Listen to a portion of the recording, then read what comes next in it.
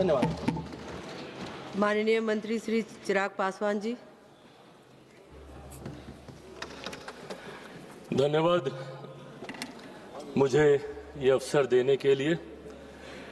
आज मैं मेरी पार्टी लोक जनशक्ति पार्टी रामविलास की तरफ से माननीय स्पीकर साहब के ऊपर आए अविश्वास प्रस्ताव के विरोध में अपनी बातों को रखने के लिए यहाँ पे खड़ा हुआ हूँ।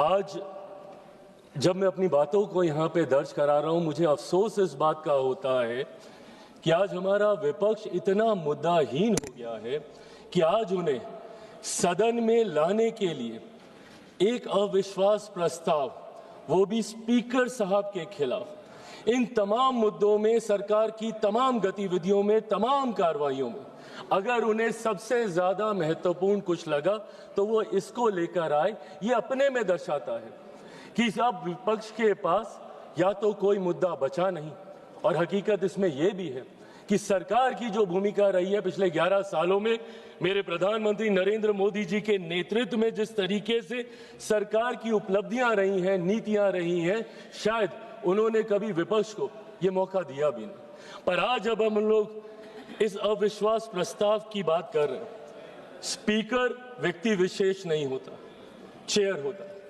और इस चेयर का सम्मान हम सब करते हैं, हम सबको करना चाहिए। ये चेयर किस आधार पर काम करती है? संविधान के आधार पर। संविधान के आधार पर भारत की संसद, हमारा देश एकमात्र आधार पर चलता है। मेरे प्रधानमंत्री ने अपने शब्दों में इस बात को कहा कि देश चलेगा तो सिर्फ और सिर्फ संविधान के आधार पर चलेगा। मैं संविधान की ये कितना ये सम्मान करते हैं, क्योंकि कई बार कांग्रेस के तमाम नेता अपनी जेब में संविधान की किताब को लेकर घूमते हैं, अलग अलग मंच पे उसको लहराने का काम करते हैं। संविधान का सम्मान आप कितना करते हैं उसकी चर्चा मैं बाद में करूंगा, पर संविधान के रचयिता, उनका इन्होंने कितना सम्मान किया इसका भी जिक्र आज होना जरूरी है, क्योंकि आज उन्हीं के बनाए हुए संविधान के आधार पर इस शेर का हम लोग सम्मान करते हैं। डॉक्टर बाबा साहेब भीमराव अंबेडकर, मैं पूछना चाहता हूं कांग्रेस विपक्ष के नेता और दलों से जो इनका समर्थन करते हैं, बताइए मुझे डॉक्टर बाबा साहेब भीमराव अंबेडकर का क्या सम्मान किया इन्होंने? बल्कि इतिहास गवाह है और हर कोई जानता है कि बाबा साहेब का सबसे ज्यादा अपमान करने का अगर किसी ने काम किया तो वो कांग्रेस की पार्टी है। आप बता दीजिए मुझे एक कार्य आप मुझे बता दीजिए जो आपने बाबा साहेब के सम्मान में किए हों। लगभग 4 दशक से ज्यादा भारत को स्वतंत्र हुए हो गए थे, पर उसके बावजूद बाबा साहेब की एक भी प्रतिमा, मैं फर्स्ट टाइम मेंबर पार्लियामेंट जब 2014 में बन के आया था, मुझे आश्चर्य होता था ये सोचकर कि एक ऐसा सदन जो संविधान के आधार पर चलता है और उसी संविधान के रचयिता की एक तस्वीर तक भारत की संसद में नहीं है। बताइए क्यों नहीं कांग्रेस पार्टी ने उनकी प्रतिमा लगाई? आज संविधान के सम्मान की बात करते हैं, क्यों 4 दशक तक 89 से पहले 89 में जब वीपी सिंह जी की सरकार थी, जिसका समर्थन भारतीय जनता पार्टी कर रही थी, जिस सरकार में मेरे नेता, मेरे पिता आदरणीय रामविलास पासवान जी श्रम एवं कल्याण मंत्री थे, उस सरकार में पहली बार बाबा साहब का तैल चित्र भारत के सेंट्रल हॉल में लगाने का काम किया, जिसको आज हम लोग संविधान सदन बोलते हैं। और तकलीफ इस बात की कि उस वक्त तक एक दल नहीं, एक परिवार के 3-3 सदस्यों की प्रतिमा उस सदन में लगी हुई थी, पर बाबा साहब की प्रतिमा इन लोगों ने लगाना जरूरी नहीं समझा। आज हम लोग जब गर्व से बोलते हैं, फख्र से बोलते हैं, भारत रत्न डॉक्टर बाबा साहब भीमराव अंबेडकर, भारत रत्न की उपाधि इनको उस सरकार में देने का काम किया। उनके जन्म दिवस पर 14 अप्रैल को छुट्टी की घोषणा करने का काम उस वीपी सिंह जी की सरकार में किया गया। और ये लोग बात करेंगे संविधान की, जब आप संविधान के रचयिता का सम्मान नहीं कर सकते तो उस संविधान का क्या सम्मान करेंगे? ये सवाल आपसे पूछना बनता है। और संविधान को पॉकेट में लेके घूमते हैं आप लोग, पॉकेट में लेके घूमने की चीज है हमारा संविधान, अलग अलग मंचों पे लहराने की चीज है हमारा संविधान। एक प्रसंग महोदय आपकी इजाजत से मैं देना चाहूंगा। 2020 में किसी कारणवश मैं अकेले चुनाव लड़ रहा था बिहार विधानसभा का, और उस वक्त मुझे चुनाव प्रचार के दौरान, क्योंकि मैं गठबंधन से अलग था, तो ऐसे ही विपक्षी दल जितने बिहार के हैं, मुझे कहा जाता था कि मैं अपने चुनाव प्रचार में मेरे प्रधानमंत्री की तस्वीर का इस्तेमाल नहीं करूंगा। उस वक्त मैंने कहा था कि मुझे मेरे प्रधानमंत्री की तस्वीर बैनर पोस्टर होर्डिंग पे लगाने की जरूरत नहीं है, प्रधानमंत्री मेरे दिल में बसते हैं, जरूरत पड़ेगी तो दिल चीर के दिखाऊंगा। और ये है संविधान हमारा, इस लोकतंत्र के मंदिर की आत्मा है संविधान, हमारे देश की रीढ़ है संविधान, 140 करोड़ लोगों का स्वाभिमान है संविधान। कैसे संविधान को आप अलग अलग मंच पे लहराते हैं, उसकी किताब को ये लोग जेब में लेके घूमने का काम करते हैं, और संविधान का सम्मान with all due respect Congress बताएगी, जिन्होंने 1975 में देश में इमरजेंसी लगाकर सही मायनों में संविधान की हत्या करने का काम किया। आज ये संविधान का पाठ हमें यहाँ पे सिखाने आए हैं। और अगर आप संविधान की बात अगर आप करते हैं तो संविधान सिर्फ अधिकारों की बात नहीं करता, जिम्मेदारियों की भी बात करता है। राइट्स एंड ड्यूटीज को पैरेलली लेकर चलने का काम संविधान करने का काम करता है। यहां पे आपको अपने राइट्स याद रहते हैं, आप अपने हकों की बात करते हैं, बोलने का अधिकार, बोलने का अधिकार, बोलने का अधिकार, बोलने का अधिकार। देश विरोधी ताकतों की आवाज बनना कतई नहीं हो सकता, उसे कभी नहीं स्वीकार किया जा सकता। आप बोलने की आजादी की बात करते हैं, अपनी जिम्मेदारियों का भी तो एहसास कीजिए। कितनी बार आपने इस सदन का मंच का इस्तेमाल किया, कीजिए इस्तेमाल, पर सिर्फ एक जिद पे अगर आप अड़ जाएंगे कि मैं बोलूंगा तो इस नियम के तहत बोलूंगा, मैं बोलूंगा तो ऐसे बोलूंगा, अब बोलूंगा तब बोलूंगा। क्या प्रश्नकाल नहीं है मंच बोलने के लिए? क्या शून्यकाल नहीं है मंच बोलने के लिए? क्या अलग अलग डिबेट्स नहीं है मंच बोलने के लिए? आज राष्ट्रपति जी के अभिभाषण पे आए धन्यवाद प्रस्ताव के ऊपर आप रखते जितनी बातों को रखना है, पर सिर्फ एक जिद कि मैं ऐसी बात बोलूंगा जिसकी कोई प्रामाणिकता नहीं है, और उस जिद के चक्कर में आप भी नहीं बोले, किसी को नहीं बोलने दिया। यहाँ सपा, टीएमसी, जो भी लोग यहाँ पे मौजूद हैं, इन लोगों का भी समय पूरा खाने का काम सिर्फ एक व्यक्ति और उनकी उस जिद ने, और उस जिद की वजह से आपके खुद अपने दल के नेता कितना सफर कर रहे हैं। मैं खुद, मेरे दल में 3 first timer member of parliaments हैं। मैं चाहता हूं कि उन्हें ज्यादा से ज्यादा मौका मिले। आपकी पार्टी में कितने फर्स्ट टाइमर्स होंगे, सपा में कितने होंगे, टीएमसी में कितने होंगे? सदन चलेगा तब तो बोलने का मौका मिलेगा। और कितने मौके मिलते हैं भाई, बाकियों को तो फिर भी समय मिल जाता है। जो बड़े चेहरे होते हैं वो मीडिया के माध्यम से अपनी बातें रख लेते हैं, बट कोई पहली बार का सांसद अपने क्षेत्र में दिखाने के लिए कि मैंने तुम्हारे लिए सवाल उठाया, प्रश्नकाल ही होता है, उनके पास यही 0 आवर होता है। या अगर कभी कोई डिबेट होती है तो उनकी पार्टी उनको मौका देती है, यही मौके होते हैं ना। तो इन मौकों का इस्तेमाल करने की बजाय अगर संसद में गतिरोध ही चलता रहेगा, संसद को आप चलने ही नहीं देंगे, और क्यों नहीं चलने देंगे? सिर्फ एक जिद की वजह से। और जिद पे क्या याद आता है? अधिकार, बोलने का अधिकार, बोलने का अधिकार। आपकी ड्यूटीज कहां जाती है? My right to move my hand stops when the nose of the other person starts. आपको रुकना होगा, आपको अपनी जिम्मेदारियों का एहसास करना होगा, और आपकी जिम्मेदारी ज्यादा है। आप विपक्ष हैं, विपक्ष का काम है सरकार को घेरना। घेरिए। रोज सुबह हम मंत्री तैयारी करके आते हैं, रात भर हम लोग बैठते हैं कि कल सदन में सवाल है, पूछिए सवाल, देंगे हम जवाब। अकाउंटेबिलिटी तय कीजिए, बट अकाउंटेबिलिटी तय करने की रिस्पॉन्सिबिलिटी आपके ऊपर है। ये आपकी जिम्मेदारी है कि हमारी जवाबदेही को आप तय करें, पर यह जवाबदेही आप तय नहीं कर रहे। प्रश्नकाल नहीं चलने देते, शून्यकाल नहीं चलने देते।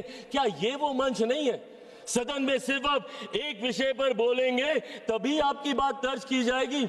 और यही कारण है कि एक के बाद एक देश की जनता इन्हें नकारने का काम कर रही है। मैं बिहारी हूं, बिहार की धरती से आता हूं। जयप्रकाश नारायण जी ने बिहार की धरती पर ही वहां के गांधी मैदान में संपूर्ण क्रांति का आह्वान किया था, और वो संपूर्ण क्रांति का आह्वान कांग्रेस की सत्ता को ही उखाड़ फेंकने के लिए किया था। उन्होंने कहा था, सिंहासन खाली करो कि जनता आती है। और आज वही काम देश की जनता के समर्थन से मेरे प्रधानमंत्री कांग्रेस मुक्त भारत करने का कर रहे हैं। क्यों? क्योंकि आपका आचरण ऐसा है। इस तरीके के आचरण को कतई नहीं स्वीकारा जा सकता। सदन में इस तरीके से आना, टेबल पर चढ़ जाना। मैं खुद सनातनी हूं, मैं मानता हूं अगर ये लोकतंत्र का मंदिर है तो यहाँ पे रखे कागज, टेबल, कुर्सी मां सरस्वती का रूप है। किस तरीके से आप कागज फाड़ते हैं, एसजी साहब के टेबल पे आप खड़े हो जाते हैं, चेयर तक आप जाने का काम करते हैं। इस तरीके का आचरण, और कैसे हम इसको न्यू नॉर्मल मान लें? क्योंकि ये आचरण निरंतरता में होता गया तो परंपरा बन जाएगी और परंपराएं उदाहरण बन जाएंगी। और कल जो हमारी जगह यहाँ पे बैठा होगा वो आज का उदाहरण दे रहा होगा। इसीलिए जरूरी है आज की तारीख में हमें अपने आचरण को सुधारने की। एक के बाद एक जब मैं विपक्ष की जिम्मेदारियों की बात करता हूं, लोकतंत्र की खूबसूरती है सत्ता पक्ष विपक्ष। जहां सत्ता अपनी बात रखेगी, विपक्ष अपनी बात रखेगा। क्या है इनका ऑल्टरनेट विजन? एक विजन बता दें मुझे। अगर सरकार ये गलत कर रही है तो ये चीजें हैं, आप इसको सही कीजिए। ऑल्टरनेट विजन आप देंगे नहीं, सिर्फ आरोप लगाएंगे और लोगों को भ्रमित करने का काम करेंगे। आज तक इन लोगों ने लोगों को सिर्फ विपक्ष ने डराकर अपनी तरफ करने का काम किया। एक के बाद एक ऐसे मुद्दे उठाते हैं और उसको लेकर भ्रम फैलाने का काम करते हैं। कभी सीए का मुद्दा उठाते हैं, हम लोग सदन में कह के थक गए भैया कि सीए का कानून एक ऐसे नागरिकता देने वाला कानून है जहां पे वहां दूसरे अल्पसंख्यक लोगों को नागरिकता देने का कानून है, जहां पे बहुसंख्यक ही मुसलमान है। अब मुसलमानों के बीच में जाके भ्रम फैलाना, नागरिकता छीन ली जाएगी, नागरिकता छीन ली जाएगी। किसकी नागरिकता छीन ली गई? पूरी लोकसभा का चुनाव ये लड़ते रहे कि अगर वापस से मोदी जी तीसरी बार आ गए तो संविधान की हत्या हो जाएगी, लोकतंत्र समाप्त हो जाएगा, आरक्षण समाप्त कर दिया जाएगा। किसका आरक्षण छीन लिया गया? कहां का लोकतंत्र समाप्त हो गया? कौन से संविधान की हत्या कर दी गई? एक के बाद झूठ बोलना और इस तरीके से लोगों को भ्रमित करना। और अब नया हथियार इनको मिला एसआईआर को लेकर। एसआईआर को लेकर सदन नहीं चलने देंगे, उसको लेकर हंगामा करेंगे। अरे प्रभु, एसआईआर पहली बार थोड़ी हुआ, आपके समय पे भी हुआ था। उस वक्त क्या हो गया एसआईआर को लेकर? और एसआईआर का जवाब तो बिहार की जनता ने दिया ना। एलओपी गए थे वहां पे 10-12 दिन वहां पे करके आए और ऐतिहासिक हार वहां पे दर्ज करा कर आए। अपने साथी दलों की भी ऐतिहासिक हार वहां पे दर्ज करा कर आए। हकीकत ये है कि एसआईआर नहीं, जो ये वोट चोरी बोलते हैं, वोट चोरी नहीं, इनका जनादेश चोरी होता जा रहा है। और इस बात का एहसास ही इनको नहीं हो रहा। क्यों? क्योंकि ये अपनी अंतरात्मा में झांक के नहीं देखते। इनको आरोप लगाना है पर आत्ममंथन नहीं करना। इनको दूसरे से सवाल पूछने हैं बट खुद से कभी सवाल नहीं करने। और यही कारण है। और आज एक व्यक्ति का विरोध करते करते, मेरे प्रधानमंत्री का विरोध करते करते अब देश का विरोध करने लग गए। एआई समिट जहां पे अंतरराष्ट्रीय जगह से लोग आए हैं, इंटरनेशनल मीडिया वहां पे मौजूद है। और क्या कर रहे हैं आप? और एक ऐसा समिट जहां पे दूसरे देशों के राष्ट्रीय अध्यक्ष आकर हमारी प्रणाली की तारीफ कर रहे हैं, जिसका विरोध इन्होंने उस वक्त भी किया था। यूपीआई के वक्त इन्होंने कहा था कैसे होगा, एक औरत जो ठेले पे है वो कैसे उसकी पेमेंट करेगी, पॉश मशीन कहां से लगेगी। और आज उसी की तारीफ फ्रांस के राष्ट्रीय अध्यक्ष करके जा रहे हैं। और उस समिट में इन्होंने देश को अपमानित करने का काम किया। डेड इकोनॉमी बुलाते हैं हमारे देश को ये, जबकि दूसरे लोग और अर्थशास्त्री इस बात को मानते हैं कि India is one of the fastest growing economy. Global challenges होने के बावजूद हमारी अर्थव्यवस्था मजबूत होती जा रही है। क्या ये सामान्य बात है कि दहाई के आंकड़े से धीरे धीरे हम लोग करते करते चौथे नंबर पर आ गए? आने वाले दिनों में वो दिन भी दूर नहीं जब हमारा देश दुनिया की तीसरी सबसे बड़ी अर्थव्यवस्था होगा। और ऐसे में आप हमारे देश की इकोनॉमी को और हमारे देश की इकोनॉमी को हमारे ही लोग डेड इकोनॉमी बताने का काम कर रहे हैं। इसीलिए आज इस मंच के माध्यम से बस मैं ये आग्रह करूंगा, एक बार मदद कर दें, कहां पे दे तो दो। इसीलिए आज इस मंच के माध्यम से मैं आग्रह करूंगा और विपक्ष से भी करूंगा, and I think it's our collective responsibility. जहां चुनाव लड़ना था हम लोग लड़ आए, जितने आरोप प्रत्यारोप करने थे हम कर आए। और हमें कई मौके मिलेंगे, अभी फिर असम में मौका मिलेगा, बंगाल में मिलेगा, हर राज्य में मिलेगा। जब तक वन नेशन वन इलेक्शन नहीं आता, हमें हर दूसरे तीसरे महीने हमें मौका मिलता रहेगा आरोप प्रत्यारोप करने का। पर सदन को तो इससे बख्शे। Let it be a collective responsibility of all of us to come together। और यहाँ पे बात हो और बात होनी जरूरी है। सहमति असहमति की बात नहीं है, बात होनी जरूरी है। आप अपना पक्ष रखें, हम अपना पक्ष रखेंगे, लोगों को उसके बाद फैसला करने दीजिए। आप राष्ट्रपति जी के अभिभाषण पे आपके पास पूरा समय था, आप राष्ट्रपति जी के सम्मान की बात करते हैं। क्या आप बताइए, उनके अभिभाषण पे आए धन्यवाद प्रस्ताव का इस तरीके से निरादर करना, क्या ये उनका अपमान नहीं था? जिस तरीके से विपक्षी दल बंगाल वो गई थी, जिस तरीके से वहां की सरकार, अरे राष्ट्रपति हैं वो, चुनावी राजनीति से, दलगत राजनीति से उठकर है वो, और जिस तरीके से उनका अपमान वहां पे किया जाता है, क्योंकि इनको तकलीफ इस बात की है कि देश के सबसे वंचित वर्ग से आने वाली एक महिला देश के सर्वोच्च पद पर जाके बैठी है, ये बात इन्हें चुभती है। और इसीलिए राष्ट्रपति जी के अभिभाषण पर ये अपनी बातों को नहीं रखने देना चाहते।